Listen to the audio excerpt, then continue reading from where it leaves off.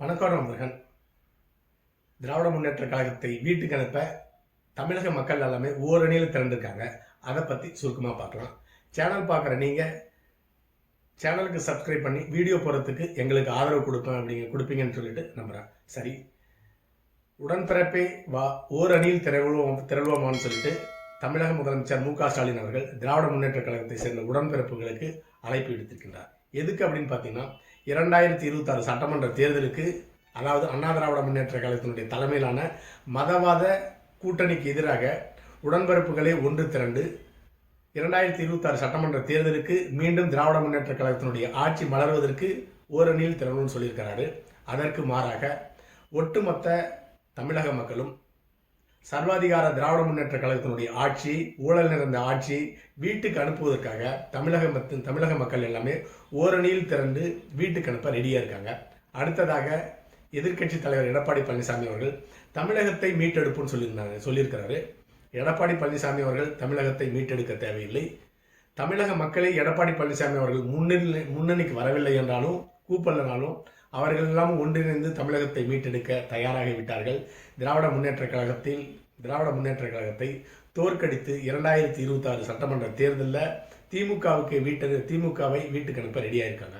அடுத்ததாக திராவிட முன்னேற்ற கழகத்தினுடைய ஆட்சிக்கு எத்தனை சதவீத வாக்கு போடுவீங்கன்னு சொல்லிட்டு பெண்களுக்கு பேட்டி எடுத்தா 1% வாக்குகள் கூட திராவிட முன்னேற்ற கழகத்துக்கு கிடையாதுன்னு சொல்லிட்டு பெண்கள் எல்லாம் துரத்தி அடிச்சிருக்காங்க. 2026 சட்டமன்ற தேர்தலில் யார் முதலமைச்சராக வரணும் அப்படிங்கிறத காட்டிலும் யார் வரக்கூடாது அப்படிங்கிறதுல மிக தெளிவாக தமிழக மக்கள் இருக்கிறார்கள். அன்றைக்கு, அதாவது தேர்தல் அன்னைக்கு வாக்குப்பெட்டியை திறந்த உடனே அண்ணா திராவிட முன்னேற்ற கழகத்துக்கு வாக்களிக்க தயாராக இருக்கிறார்கள்.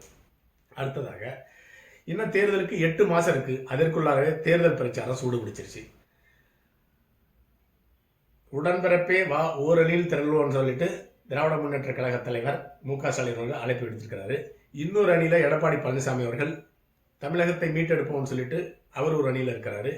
இன்னும் 8 மாதம் இருக்கிறப்ப அதற்குண்டான சமாச்சாரம் விஷயங்கள் இருக்குதா அப்படின்னு சொல்லி பார்த்தோம்னா கண்டிப்பாக இருக்கிறது.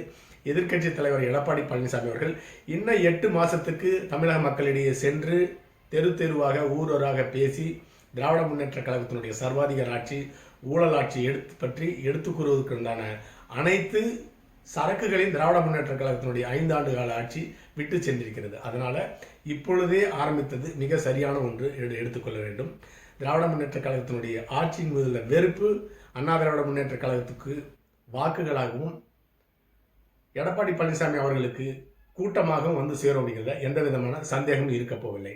அடுத்ததாக, ஓரணியில் திரள்வோம் வா உடன்பிறப்புகளை மு.க.ஸ்டாலின் சொல்லியிருக்கிறாரு. திராவிட முன்னேற்ற கழகத்தை சேர்ந்த உடன்பிறப்புகள் எல்லாமே ஒரே அணியில் தான் இருக்காங்க. அதாவது திராவிட முன்னேற்ற கழகத்தினுடைய அணியில் தான் இருக்காங்க. ஆனால் மக்கள் தான் மாறாக எதிரணியில் இருக்காங்க. அந்த எதிரணி அண்ணா திராவிட முன்னேற்ற கழகத்தினுடைய அணியில் மக்கள் இருக்காங்க. கடந்த அண்ணா திராவிட முன்னேற்ற கழகத்தினுடைய ஆட்சியை வீட்டுக்கு அனுப்புவதற்கு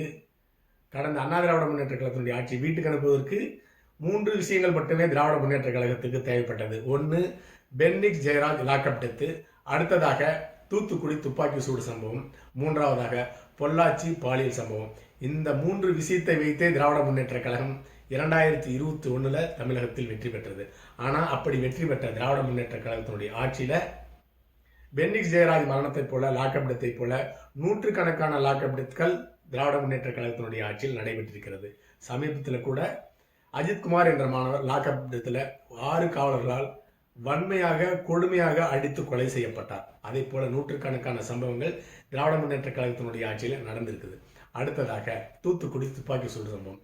அதே போல திராவிட முன்னேற்ற கழகத்தினுடைய ஆட்சியில் சாதாரண மக்கள் திராவிட முன்னேற்ற கழகத்தினுடைய சேர்ந்த குண்டர்களால் தாக்கப்பட்டிருக்கிறார்கள். அதற்கு இணையாக அடுத்ததாக பொள்ளாச்சி பாலியல் சம்பவம்.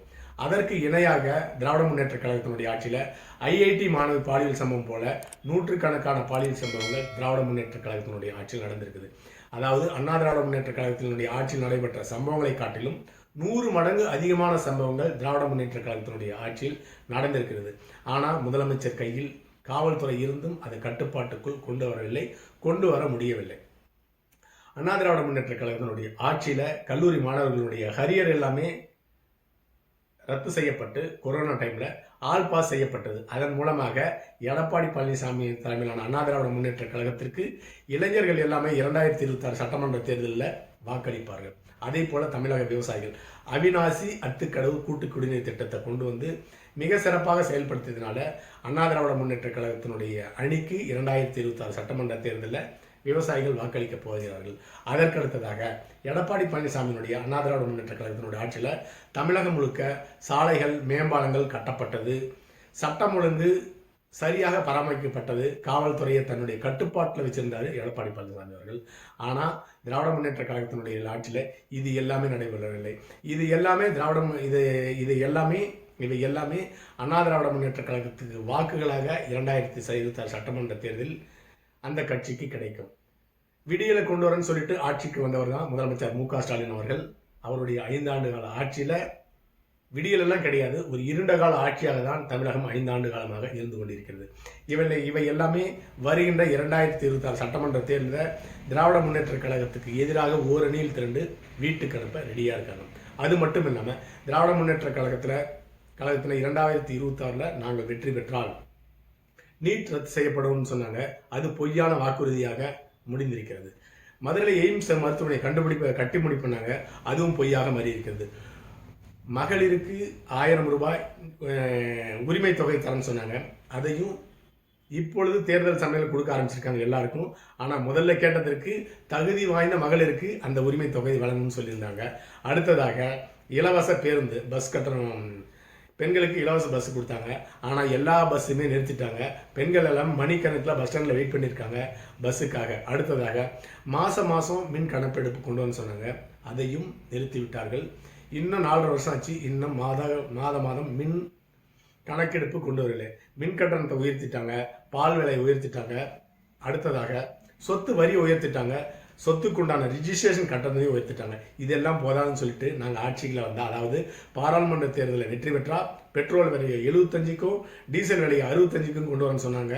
அது மட்டும் இல்லாமல் கேஸ் விலையை, சமையல் கேஸ் விலையை 550 ரூபாய்க்கு கொண்டு வரணும்னு சொல்லிட்டு பொய்ய மூட்டையாக கட்டி போட்டு பாராளுமன்ற தேர்தலில் 40 எம்பிக்களையும் வென்று விட்டார்கள்.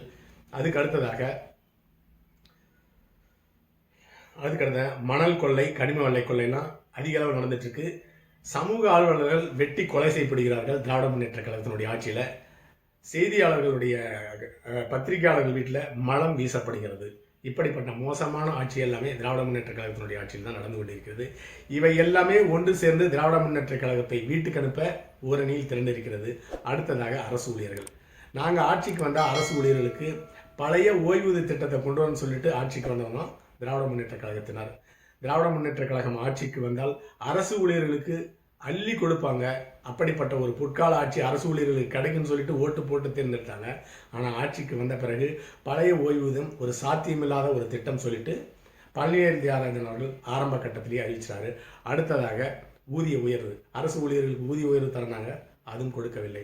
அடுத்ததாக இளைஞர்களுக்கு அரசு வேலை தரன்னு சொன்னாங்க, அதுவும் கொடுக்கவில்லை. இவை எல்லாமே இன்னொரு அணியாக திரண்டு திராவிட முன்னேற்ற கழகத்தை 2026 சட்டமன்ற தேர்தலில் வீட்டுக்கு அனுப்ப ரெடியாக இருக்கிறது.